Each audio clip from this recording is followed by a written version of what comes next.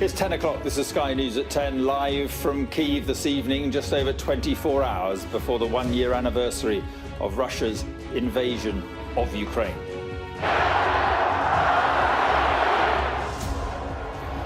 Some 200,000 people attend a stadium event in Moscow as President Putin rallies support for the war.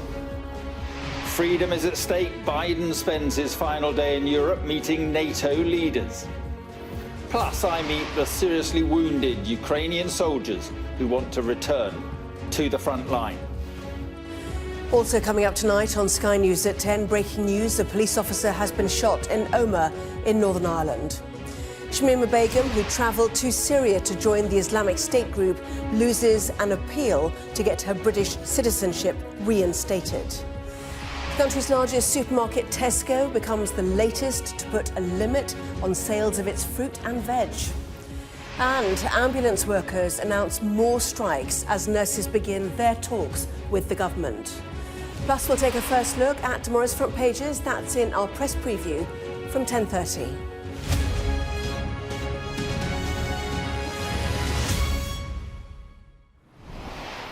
Good evening from Kyiv in Ukraine. It's approaching 1 year since this country was invaded by Russia, and today in Moscow, 200,000 people gathered inside a stadium for a rally and to hear from President Putin.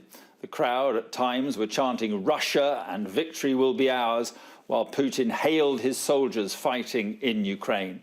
But in Warsaw, where NATO members were meeting, the US President Joe Biden concluded his trip with a message that it was freedom that was at stake.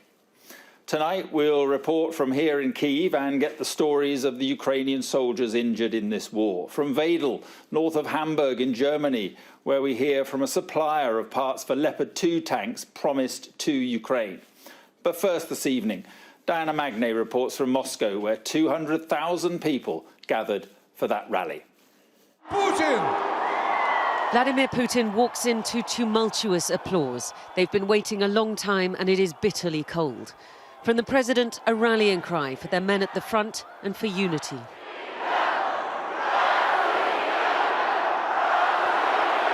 Прямо сейчас идет бой на наших исторических рубежах за наших людей. Они сражаются героически, мужественно, храбро.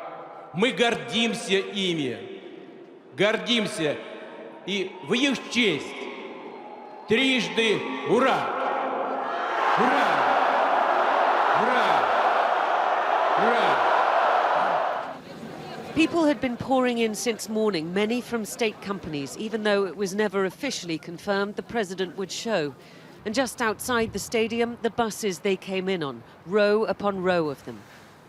It is extraordinary that an event the president may or may not attend, and which we can't get accreditation for even days before, manages to attract tens of thousands of people hours before he's even rumoured to show up. It really speaks to the power of the state machinery working away in the background. How do you feel about sort of being told to come to an event that then's shown on state TV as a great patriotic moment? Мы живем в такой стране, здесь говорят одно, на самом деле другое. Если кого-то что-то не устраивает, люди уезжают из других стран, то есть. Вы хотите мира, и мы хотим мира, поэтому я... Почему не есть мира? Вы знаете, это политика, и пусть ваши разбираются. Вот научите свое правительство, чтобы они знали, как себя вести. We come across some well-known faces. The head of the Night Wolves Bikers Club, who's known to ride with Putin. I wish you to get rid of the American yoke, he tells me. The US president was having a meeting in Warsaw at that moment with countries who'd shaken off the Soviet yoke. The Bucharest Nine, they're called, now NATO's eastern flank. Thank you. While in Moscow earlier in the day, Vladimir Putin had met with China's top diplomat, Wang Yi, at the end of his European tour, as questions swirl over China's intentions and whether it might move to support Russia militarily. 危机和乱象虽然时常出现在我们的面前，但是危中有机，危可转机。Back in the stadium, extraordinary scenes. Children the West would say were abducted by Russia from the streets of bombed-out Mariupol, here described as rescued. The soldier who took them, 367 in all, fated, and these are touching scenes. It speaks to the way that both sides see this terrible war, through a glass darkly, with little chance on either side that sentiments will change. Diana Magne, Sky News, Moscow. Well, for months now, Western allies of Ukraine have agonised over the extent to which they should arm the Ukrainian forces, but the decision to provide tanks has raised questions about whether countries have the military equipment to give away. One manufacturer, which makes parts for tanks in Germany, has told Sky News that he's worried that Germany's military is already weakened. Our Europe correspondent Siobhan Robbins reports now from Wedel, north of Hamburg. In a sleepy Hamburg suburb, a small glimpse into Germany's war machine. This plant makes parts for heavy weapons, including the in-demand Leopard 2 tank. But while President Putin said he's scaling up his arms production, here they warn Germany hasn't been doing the same. For me, it is worrying that Germany is donating 14 Leopard 2 tanks to Ukraine and has not reordered a single one. Germany is one of the biggest donors to Ukraine. Last year, it also announced a €100 billion fund to boost its own military. But making weapons takes time. If I ordered a Leopard 2 tank today, how long before one could be delivered? It will last between 12 months and 24 months. In the meantime, it's feared Germany's leaving itself exposed. Well, it's weakened on a daily level. That is, I think, clear. We have not only given away Leopard 2 tanks, we also have given away the big howitzers. We have given away German Iris-T rockets to the Ukraine Air Defense Army. So we are bleeding out, if you so want. How serious is this for defense of the country? As long as the conflict stays in the Ukraine, there is time, but who can control that? For decades, really since the end of the Cold War, Germany's military has traditionally been underfunded, and Putin's invasion has presented authorities here with two big challenges. Firstly, they have to keep supplying Ukraine, but then there's also the mammoth task of upgrading their own military. The defence minister's pledged to invest on both fronts and wants more cash for arms. A ministry spokesman told me as part of NATO, Germany would never have to defend itself solo. But the war in Ukraine is draining allies' supplies too. The German Ministry of Defense is plainly wrong on this because, yes, Germany is in NATO, but in a way, Germany is NATO. And NATO's armed forces or NATO's military strength is the strength of its member states. And so if member states do not have the military forces required, then NATO is weak. Depleted before the war broke out, Germany's military is now in an even worse shape. An urgent problem requiring urgent action. Siobhan Robbins, Sky News, Hamburg. Well, this war has, of course, claimed countless lives of civilians in Ukraine and thousands of dead and injured fighters on both sides. Many troops in Ukraine have lost limbs, but a number of specialist clinics across the country are producing and fitting prosthetics. It's claimed 60% of soldiers are returning to the war effort. I visited one clinic here in Kyiv. Dmytro Skomaro is a council official turned volunteer soldier for whom this war has dealt a cruel blow. Dmytro was trying to rescue a fellow soldier who trod on a mine when his world exploded too. His left leg blown off, he thought he may die. But in this clinic in Kyiv, he is here to meet the man who will help give him his life back. For 43 of his 68 years, Volodymyr Fedorov has been making moulds and fitting prosthetics. But never has he crafted as many as he has these past few months. But it's sad that you are so busy.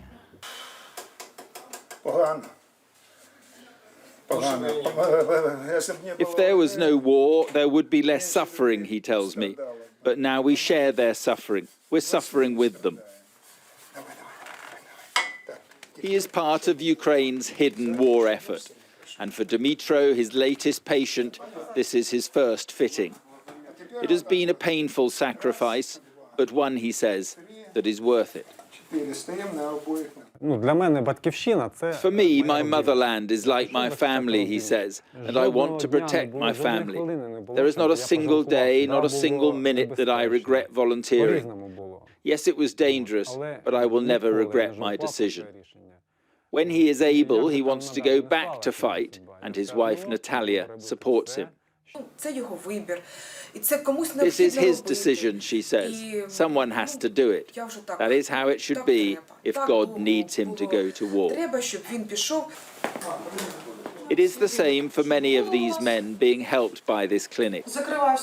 Under therapy, working hard to get back on the front line. As many already have. They claim 60% of amputee soldiers in Ukraine are making it back. But the road to recovery is a long one, and Dmytro is at the beginning of it, Natalia recording every tentative step. One more story from this war of the suffering, the spirit, and the sacrifice. Mark Austin, Sky News, Kyiv. Well, the UN General Assembly is meeting in New York tonight. Our US correspondent Mark Stone joins us from there now. And Mark, President Biden heading back to the States tonight. What do you think his visit has achieved? Well, I think there's no question that in the White House they will be very pleased with that visit. Not least did he manage to get to Kyiv, itself an extraordinary moment. But that rousing speech in Warsaw yesterday demonstrated, I think the Biden White House will show, a real unity that has not broken. It's fractured at times, but it has been repaired through the course of this year-long conflict. Focus now will shift here to New York, to the highest diplomatic body, the United Nations. The General Assembly meeting has just got underway. Some might see this as a talking shop, but look, the fact is that the only place that both sides, the Russians and the Ukrainians, are sitting in the same room is here in New York. That is progress, even if they have two entirely different versions of reality that they are showing. The Russians are presenting an alternate version of what has happened over the course of the past year. There'll be a UN General Assembly, Security Council meeting on Friday. That will be a key moment, I think. I caught up a few moments ago with Ukraine's Foreign Minister, Dmytro Kuleba, who is here in New York. And one of the questions that we asked him, which I think is critical to all of this, is if the West is to give you fighter jets, as Ukraine wants, what will they do with them? Because the concern and the reason that Western nations do not want to give fighter jets to Ukraine is that they believe Ukraine will use them to strike Russia itself, and that would create a much, much larger conflict. He was quite clear to me. He said, if we get fighter jets and we want them, we will use them to fight and to strike Russia within the occupied territories of eastern Ukraine. But to answer your broader question, from Biden's perspective, this trip will have been a success a year into this conflict. OK, Mark, thank you very much indeed. And that is about it from Kyiv for this evening. Let's go back to Anna in London. Mark, thank you. A police officer has been shot in Omagh in Northern Ireland tonight. It's understood the officer had been coaching a youth Gaelic football team at a sports centre. Let's get more then. Our Ireland correspondent Stephen Murphy joins us now. So what do we know, Stephen? A full-scale investigation getting underway by the police service of Northern Ireland, who have confirmed that the one man, a serving police officer, was rushed to hospital after being shot at a sports complex in Omagh just before 8 o'clock this evening. Reports from those at the scene say that the officer was involved in a coaching session at a sports complex in Omagh when he was attacked and reportedly hit multiple times in this attack. He was taken to the Altnagelvin area hospital, which is in Derry or Londonderry. We don't have official confirmation of his condition, but it is understood to be serious. Now, condemnation has been swift right across the political spectrum. Sinn Féin, Michelle O'Neill, the First Minister designate here in Northern Ireland, called it an outrageous and shameful attack, and she unreservedly condemned what she called a reprehensible attempt to murder a police officer. From the unionist side, Jeffrey Donaldson, the leader of the DUP, said it was terrible news and his heart went out to the family of the courageous police officer. These terrorists, he said, have nothing to offer and they must be brought to justice. Now, it's interesting that Jeffrey Johnson uses the word terrorist, obviously, at this early stage. It is too early to know the motivation behind this attack, but we do know that it bears all the hallmarks of dissident Republican groupings who have been very open in their desire to attack and to murder police officers here in Northern Ireland. You also have to look at the timing of this incident coming as it does among the heated political discourse of the efforts to obtain a protocol deal and to try and get the devolved government at Stormont back up and running. So we do not know yet if this is a terrorist incident, but if it is proven to be, of course, at time, a dissident Republican attack, which certainly many in the area suspect that it is another reminder as we approach the 25th anniversary of the Good Friday Agreement about just how fragile the peace here in Northern Ireland remains. Stephen, we'll await further details, of course. Thank you. The government says it is pleased with the decision by a court to reject Shamima Begum's bid for citizenship. Begum, who ran away from home in London when she was 15 to join the Islamic State group in Syria, had her citizenship revoked by the then Home Secretary Sajid Javid back in 2019. Her lawyers argued that she was trafficked and groomed and said this is not the end. Our Home Editor Jason Farrell has this report. In a detention camp in Syria since 2019, Shamima Begum is stuck in this strange, indefinite purgatory based on a decision she made at the age of 15. And a set of rulings in London, the most recent by the Immigration's Appeals Commission, saying the Home Secretary had every right to withdraw her citizenship. The implication, the outcome that we face is that no British child who has been trafficked outside the UK will be protected by the British state if the Home Secretary invokes national security. Her lawyers had argued that when Begum set out from Bethnal Green with two friends to join ISIS in Syria, she was effectively being groomed and trafficked, and that the government's own counter-terrorism strategy identified this problem. But the state says she went with her eyes wide open to the horrors of this group and remains a threat to national security. I think she has obviously mounted a case through the courts. She's lost it. I'm pleased the courts have upheld our interpretation of the nationality rules for the country, that she is also eligible to be a citizen of, and I think that's the right thing to do. Judge Robert Jay said reasonable people will differ as to the threat she posed in February 2019 to the national security of the United Kingdom, and as to how that threat should be balanced against all countervailing considerations. However, under our constitutional settlement, these sensitive issues are for the Secretary of State to evaluate, and not for the Commission. So essentially, it's a political decision, but the UK is an outlier on this. Most countries are now slowly bringing back their women and their children, and France over 100, Germany over 100. So the UK is beginning to look a little bit in an isolated position here. Shamima Begum hasn't yet responded to the ruling. When she first emerged from the ashes of the so-called ISIS caliphate, she showed little remorse. I don't regret it because it's changed me as a person. It's made me stronger, tougher, you know. I married my husband. I wouldn't have found someone like him back in the UK. But more recently, she insists she should be allowed to face justice in the UK. I feel like the only crime I committed was coming here, so I would be willing to go to prison for that. But like for the accusations made against me, I'm just going to have to fight against them. Shamima Begum's lawyers say the fight goes on, but perhaps her best hope is for a more sympathetic Home Secretary. Jason Farrell, Sky News. Tesco and Aldi have become the latest supermarkets to put limits on the sale of some fruit and vegetables due to supply shortages. Britain's biggest grower of tomatoes has told Sky News that those shortages could continue until the end of April or even early May. Sky's Matthew Thompson reports. Choice our ancestors could only dream of. Modern supermarkets have it all. That is, until they don't. Across the country, fruit and veg aisles are increasingly bare. Tesco has joined Aldi, Asda and Morrison's in introducing rationing. I don't suppose you've noticed vegetable shortages when you're in the shop? Massive. You have? Yeah, just now. Were you looking for them particularly, or...? Tomatoes, they're a bit insipid this time of year. I think like everything else, we just go with the flow and see what happens, you know? That's it. That's it. That's pretty sanguine of you. Well, what else can we do, babe? No panic buying, I would say, as yet. I mean, I've not walked in and been like, there's absolutely no food to be had. It's just, you know, potentially buying alternatives or something different. Shelves at this smaller grocer looked healthier, but not for long. The owner told us his wholesale costs have recently doubled.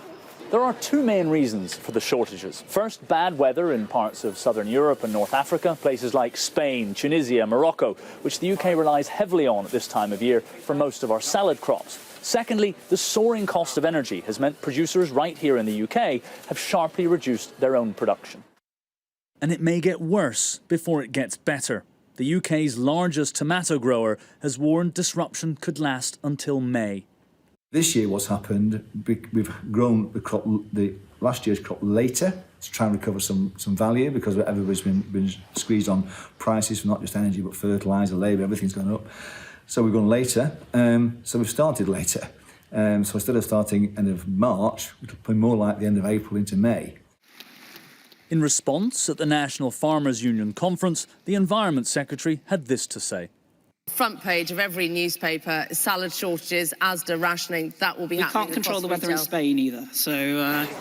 That went down badly in a room of farmers who say energy subsidies would have supported domestic production.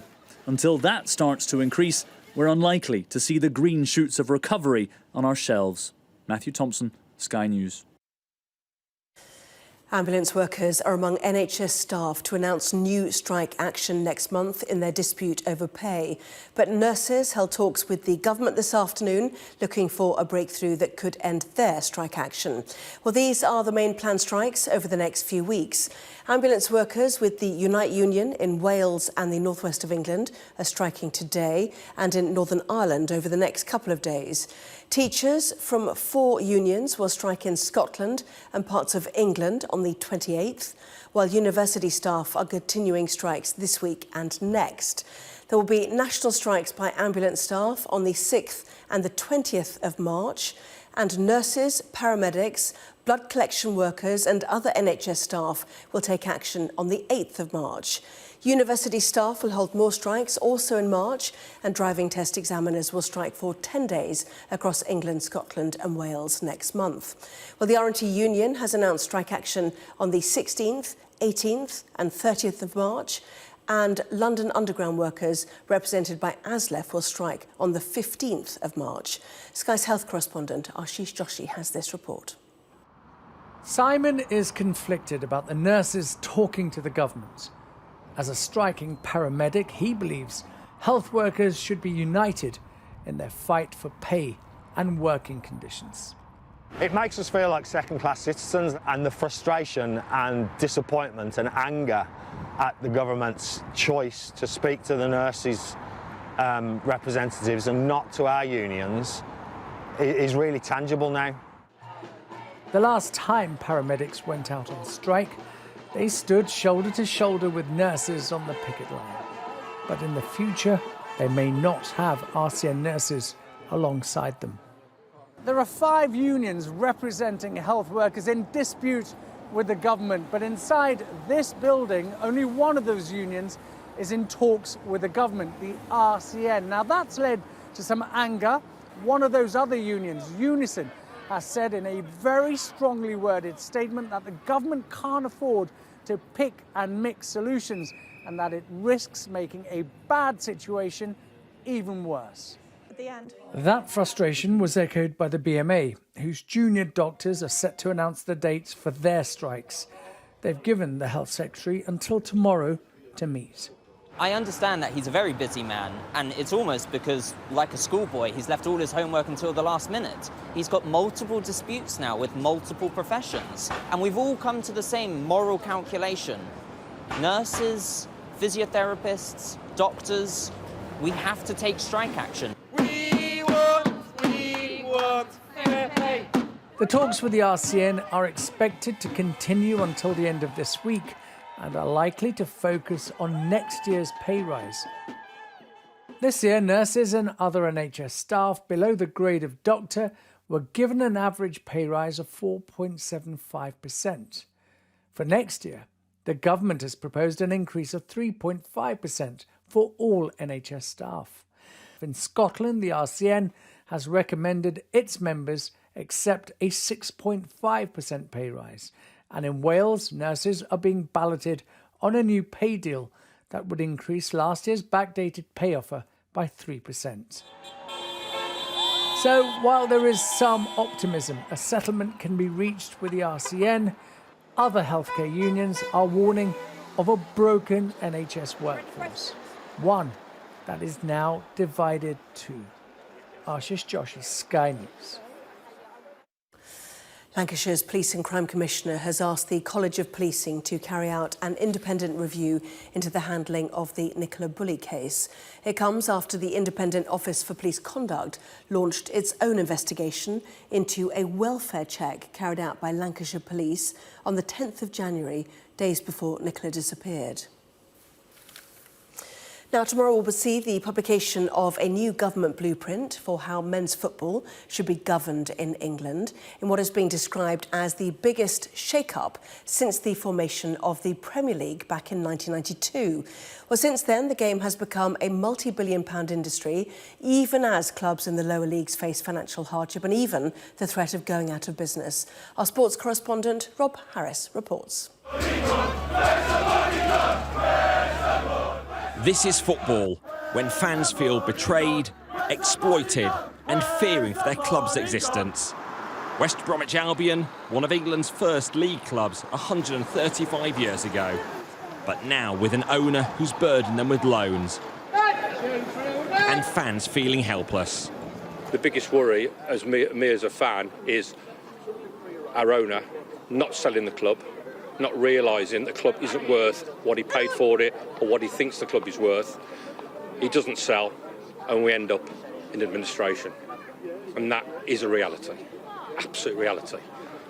It chokes him to say that, but it is. And it's this anguish, this helplessness, why the government is intervening. Just like utilities and financial services, football is set to be the latest industry with an independent regulator imposed. It's got to be a good thing for English football, but the regulator's got to have teeth. It's got to be able to make real change.